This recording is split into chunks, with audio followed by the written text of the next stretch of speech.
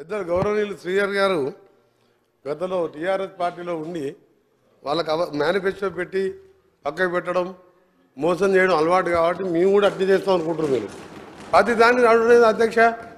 వచ్చిన రెండవ రోజే ప్రతిపక్షం అంటే దాని ప్రతిపక్షానికి మీరు ప్రతిపక్షం కాదు, ఫ్రస్ట్రేషన్ పక్షం. అధికారం పోయింది, ఏం చేయాలి? ఆయన అంటున్నాడు మా రేవంత్ రెడ్డి గారు కాదు, మన హరీష్ రావు గారు అంటున్నాను నేనే సీఎం అయితే అని.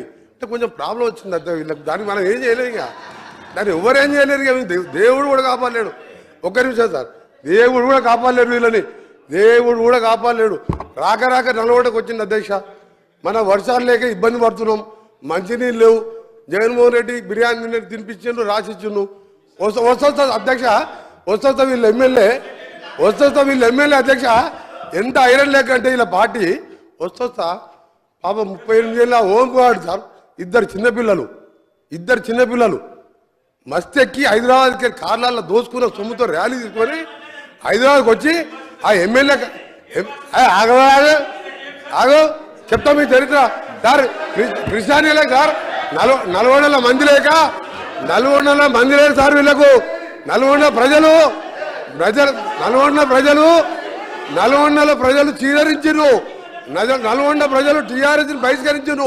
హైదరాబాద్కి వెళ్ళి రౌడీల కార్లు వేస్తే సార్ ఆ ఓంకువాడు చనిపోతే సార్, ఓంకువాడు చనిపోయింది సార్.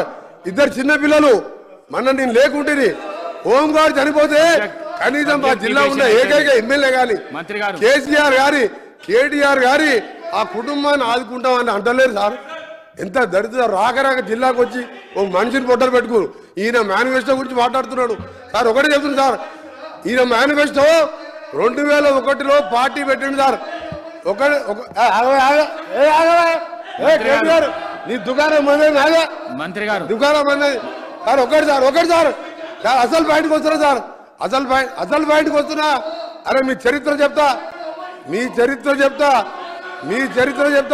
సార్. 2001లో సార్ కేసీఆర్ గారు పార్టీ పెట్టిండు సార్.